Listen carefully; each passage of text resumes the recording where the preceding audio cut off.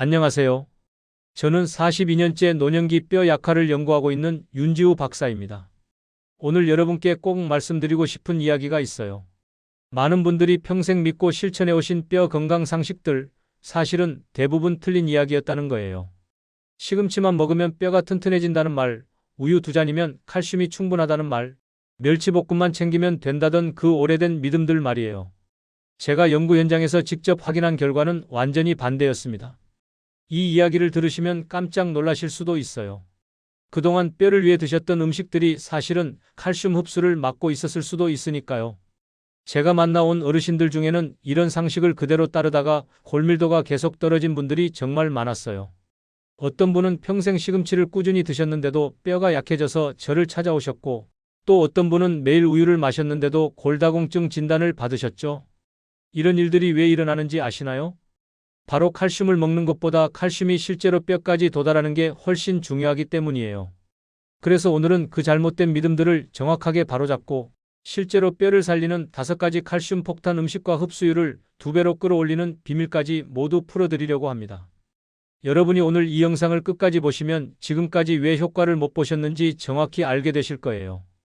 혹시 여러분도 이런 잘못된 상식을 더 알고 계신 게 있으신가요? 댓글로 알려주시면 감사하겠습니다. 제가 오래도록 기억하는 분이 있어요. 76세 조용히 어르신이셨는데요.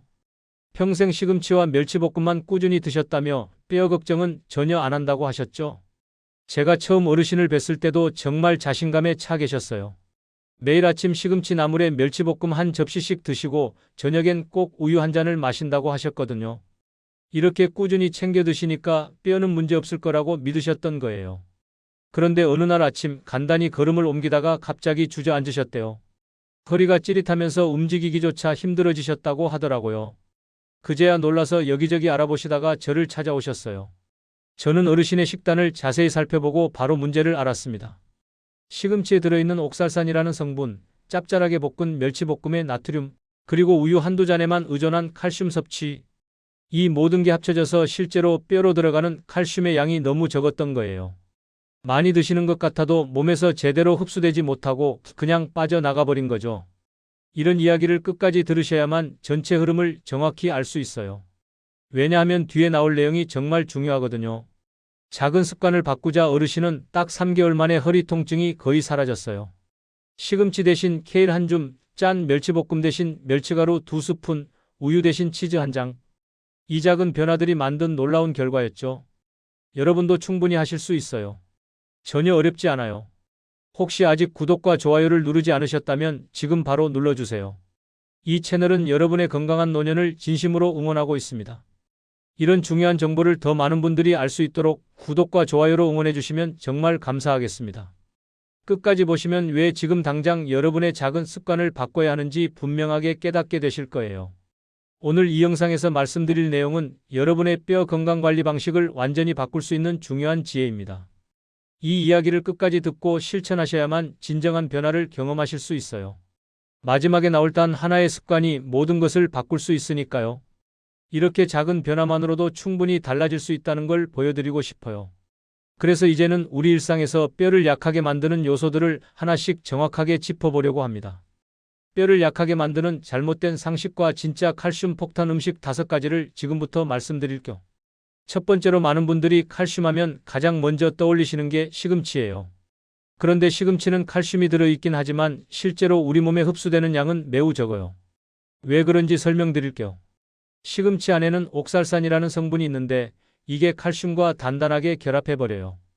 그러면 칼슘이 장에서 흡수될 수가 없어요. 국내 식품 영양 분석 자료를 보면 시금치의 칼슘 흡수율이 5%도 안 된다고 나와 있어요. 100을 먹어도 5도 안 들어간다는 거죠. 앞서 말씀드린 76세 조용히 어르신이 바로 이런 경우였어요. 평생 시금치를 꾸준히 드셨는데도 골밀도는 계속 낮아지기만 했던 거예요. 그럼 어떻게 하면 될까요? 시금치 대신 옥살산이 거의 없는 케일이나 배추류를 선택하시면 돼요. 케일은 칼슘도 많고 흡수율도 훨씬 높거든요. 혹시 시금치를 데칠 때 물을 여러 번 갈아서 옥살산을 빼면 되지 않냐고 물으시는 분들이 계세요. 안타깝지만 물을 갈아도 옥살산이 완전히 제거되지는 않아요. 그래서 차라리 처음부터 케일을 선택하시는 게 훨씬 낫죠. 여러분 식탁에는 시금치가 더 자주 올라오나요? 아니면 케일이 더 자주 올라오나요? 한번 생각해 보세요. 두 번째는 멸치볶음에 관한 이야기예요. 많은 분들이 멸치볶음을 드시면서 칼슘을 챙긴다고 생각하세요. 물론 멸치 자체에는 칼슘이 정말 많아요. 문제는 볶을 때 들어가는 간장, 설탕, 소금이에요. 이런 양념들 때문에 나트륨이 굉장히 많아지거든요. 나트륨을 많이 먹으면 우리 몸에서 어떤 일이 일어날까요? 소변으로 칼슘이 빠져나가요. 국내 연구 자료를 보면 나트륨 섭취가 늘어날수록 소변으로 배출되는 칼슘량도 함께 늘어난다고 나와 있어요. 72세 박경호 어르신도 비슷한 경우였어요. 짭짤한 멸치볶음을 정말 좋아하셔서 매일 드셨는데 골밀도 검사를 해보니까 계속 떨어지고 있더라고요. 그럼 멸치를 아예 안 먹어야 할까요? 아니에요. 방법을 바꾸시면 돼요. 멸치를 볶지 말고 프라이팬에 살짝 구워서 가루로 만드세요. 그리고 밥 위에 큰 술로 2개 정도 뿌려서 드시면 돼요. 양념 없이 그냥 멸치 자체만 드시는 거예요. 이렇게 하면 칼슘은 그대로 섭취하면서 나트륨은 확 줄일 수 있어요. 다만 멸치가루 자체도 약간 짭짤한 맛이 있으니까 다른 반찬과는 꼭 줄여주셔야 해요. 여러분은 멸치볶음과 멸치가루 중에 어떤 걸 더 자주 드시나요? 한번 점검해 보시면 좋겠어요. 세 번째는 우유와 치즈에 관한 이야기예요. 우유가 칼슘의 대명사죠. 그런데 우유보다 훨씬 더 흡수율이 높고 칼슘 밀도도 높은 게 바로 숙성 치즈예요. 왜 그럴까요? 우유 안에는 유당이라는 성분이 있는데 나이가 들수록 이 유당을 소화하는 능력이 떨어져요. 그래서 우유를 마시면 배가 불편하신 분들이 많으시죠. 반면에 숙성 치즈는 발효 과정을 거치면서 유당이 거의 분해돼요. 그러니까 소화도 편하고 흡수율도 높아지는 거예요. 유럽 영양 연구 자료들을 보면 유당이 적은 제품일수록 칼슘 흡수율이 높다는 내용이 많이 나와요. 70세 정인숙 어르신이 딱 그런 경우였어요. 평생 우유만 믿고 드셨는데 별 효과가 없었대요. 그런데 제가 치즈 한 장을 드셔보시라고 권해드렸더니 딱 4개월 만에 골밀도 검사 수치가 올라가기 시작했어요. 어떤 치즈가 좋을까요? 저염이라고 표시된 칼슘 강화 치즈를 선택하시면 돼요. 하루에 한 장 정도만 식사에 더하시면 충분해요. 아침에 빵이랑 같이 드셔도 되고 샐러드 위에 올려 드셔도 좋아요. 다만 주의하실 게 하나 있어요. 치즈를 두부랑 같은 끼니에 함께 드시면 칼슘끼리 경쟁하면서 흡수율이 떨어질 수 있어요. 그러니까 따로따로 시간을 두고 드시는 게 좋아요. 여러분은 아침에 치즈 한 장 드실 수 있을까요? 생각보다 간단하죠? 네 번째는 우유를 못 드시는 분들을 위한 대안이에요. 바로 두유와 두부예요. 유당 불편증이 있으신 분들, 그러니까 우유만 마시면 배가 아프거나 설사를 하시는 분들은 두유가 정말 좋은 선택이에요. 두유에는 유당이 없으니까요. 요즘 나오는 칼슘 강화 두유를 보면 우유만큼 칼슘이 들어있는 제품들이 많아요. 국내 영양 자료를 찾아보면 칼슘 강화 두유가 우유와 거의 비슷한 수준의 칼슘을 제공한다고 나와 있어요. 69세 오은정 어르신도 우유가 체질에 안 맞으셨어요. 드시고 나면 속이 더부룩하고 불편하다고 하셨거든요. 그래서 두유로 바꿔 드시라고 했더니 그 불편함이 완전히 사라졌대요. 두유를 고르실 때는 꼭 무가당 제품을 선택하세요. 설탕이 들어간 제품은 칼슘 흡수에 방해가 될 수 있거든요. 그리고 마시기 전에 꼭 흔들어 주세요. 칼슘 성분이 아래로 가라앉아 있을 수 있으니까요. 두부도 좋은 칼슘 공급원이에요. 다만 두부는 만들 때 쓰는 응고제 종류에 따라서 칼슘 함량이 달라져요. 그러니까 포장지를 보시고 칼슘 함량이 높은 제품을 고르시면 돼요. 여러분은 우유보다 두유가 더 잘 맞으시나요? 체질에 맞는 걸 선택하시는 게 가장 중요해요. 다섯 번째는 케일과 들깨의 놀라운 조합이에요. 케일은 칼슘 흡수율이 정말 높은 채소예요. 아까 시금치 얘기할 때 말씀드렸죠? 시금치는 흡수율이 5%도 안 되는데 케일은 그보다 10배가량 높아요. 국내 연구 자료에서 실제로 확인된 내용이에요. 게다가 케일에는 비타민 K도 풍부해서 칼슘이 뼈에 잘 붙도록 도와줘요. 그런데 여기에 들깨를 더하면 효과가 더욱 좋아져요. 왜 그럴까요? 칼슘은 지방이 있어야 몸속에서 잘 이동하거든요. 들깨에는 좋은 지방이 많이 들어있어요. 그러니까 케일의 칼슘이 들깨의 지방을 만나서 더 효과적으로 흡수되는 거예요. 73세 백선미 어르신이 딱 이 방법을 쓰셨어요. 케일을 데쳐서 물기를 꼭 짠 다음에 들깨가루랑 멸치가루를 함께 넣어서 무쳐 드셨대요. 그렇게 3개월 정도 드셨더니 허리 통증이 크게 줄었다고 하시더라고요. 만드는 방법도 간단해요. 케일을 끓는 물에 1분 정도만 데치세요. 너무 오래 데치면 영양소가 빠져나가요. 데친 다음에 찬물에 헹구고 물기를 꼭 짜주세요. 거기에 들깨가루 한 숟갈, 멸치가루 한 숟갈, 약간의 참기름과 마늘을 넣어서 무치면 끝이에요. 케일은 데쳐서 먹으면 흡수율이 더 올라가요. 생으로 먹는 것보다 훨씬 효과적이에요. 오늘 저녁에 케일 한 줌 데쳐보실 생각 있으신가요? 정말 어렵지 않으니까 한번 시도해보세요. 이제 이런 음식들을 드실 때 칼슘 흡수를 더욱 높이는 구체적인 생활 비법으로 넘어가 보겠습니다. 칼슘이 뼈로 잘 가도록 돕는 생활 속 실천법을 지금부터 말씀드릴게요.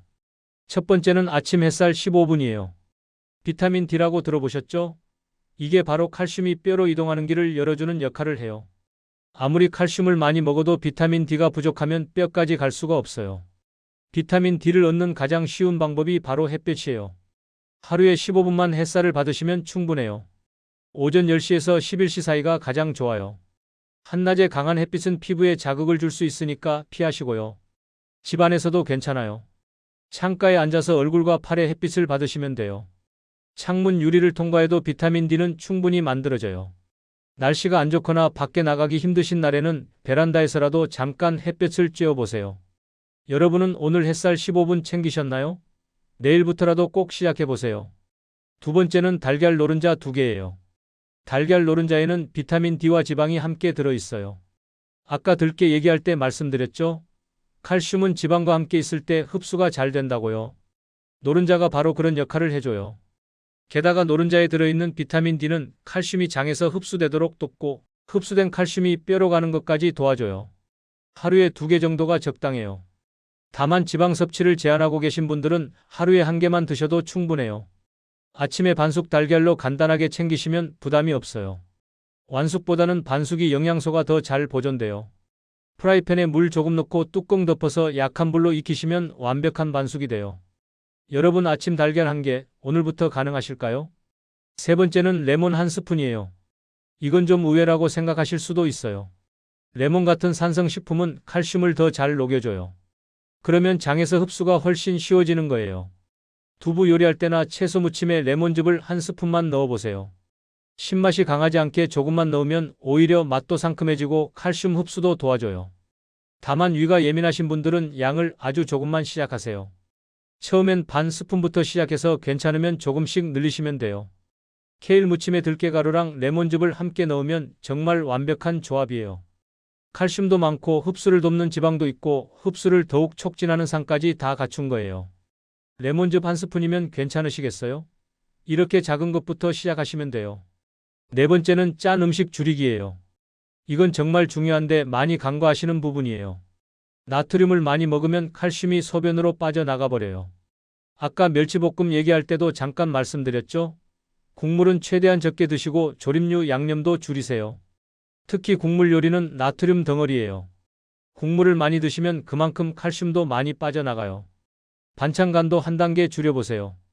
처음엔 싱겁게 느껴질 수 있는데 일주일만 지나면 적응되세요. 김치도 가능하면 물에 살짝 헹궈서 드시면 나트륨을 줄일 수 있어요. 김치 국물은 특히 나트륨이 많으니까 꼭 빼고 드세요. 젓갈류나 장아찌도 조심하셔야 해요. 맛있지만 나트륨이 정말 많거든요.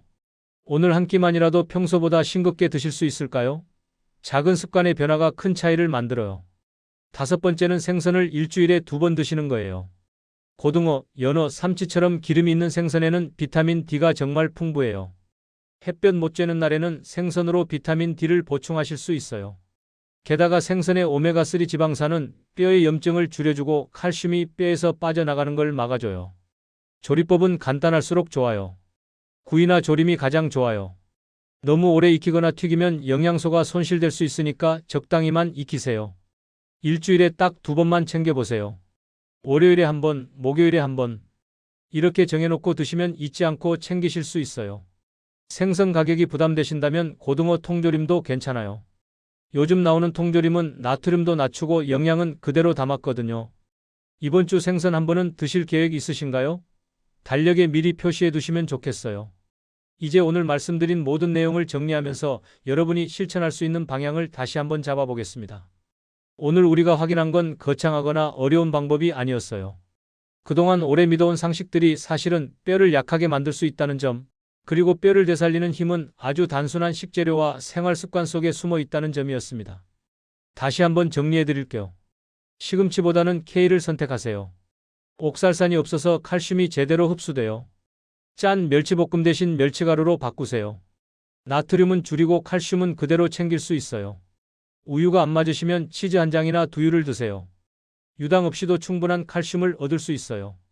케일과 들깨를 함께 무쳐 드시면 흡수율이 훨씬 높아져요. 그리고 아침 햇살 15분, 달걀 노른자 2개, 레몬 1스푼, 짠 음식 줄이기, 일주일에 생선 2번. 이 5가지만 더하시면 칼슘이 뼈까지 제대로 도착해요. 잘못된 상식을 그대로 따르면 어느 순간 뼈가 조용히 무너져요. 겉으로는 멀쩡해 보이지만 속에서는 점점 약해지는 거예요. 그러다 어느 날 갑자기 넘어지거나 가벼운 충격에도 금이 가고 통증이 시작되죠. 그때 가서 후회해도 이미 늦어요. 하지만 제대로 관리하면 다시 단단하게 돌아올 수 있어요. 76세 조용히 어르신처럼요. 3개월 만에 허리 통증이 사라지고 다시 활기를 되찾으셨잖아요. 여러분도 똑같이 하실 수 있어요. 제가 오늘 드린 제안 중에서 단 하나만 선택하셔도 충분히 변화가 시작됩니다. 오늘 당장 시작하실 수 있는 가장 쉬운 것 하나만 고르세요. 케일 한 줌을 사오시든 멸치를 가루로 만들어 보시든 아침에 창가에서 15분만 앉아 계시든 뭐든 좋아요. 작은 것 하나부터 시작하시면 돼요. 저는 다음 영상에서 뼈만큼 중요한 관절을 아프지 않게 쓰는 방법을 자세히 알려드릴 거예요. 무릎이 시리고 아프신 분들, 계단 오르내릴 때 불편하신 분들을 위한 내용이에요. 관절도 뼈처럼 미리미리 관리하지 않으면 나중에 정말 힘들어지거든요. 그러니까 다음 영상도 꼭 기다려주세요. 마지막으로 여러분의 생각도 듣고 싶어요. 오늘 말씀드린 내용 중에서 어떤 습관을 가장 먼저 시작해 보실 건가요? 케일인가요? 멸치가루인가요? 아니면 아침 햇살 15분인가요? 댓글로 꼭 알려주세요. 여러분의 작은 다짐 하나하나가 저에게 큰 힘이 됩니다. 그리고 주변에 뼈 건강 때문에 고민하시는 분들이 계시다면 이 영상을 꼭 공유해 주세요. 함께 건강해지면 더 좋잖아요. 오늘도 끝까지 들어주셔서 정말 감사합니다. 다음 영상에서 또 뵙겠습니다. 건강하세요.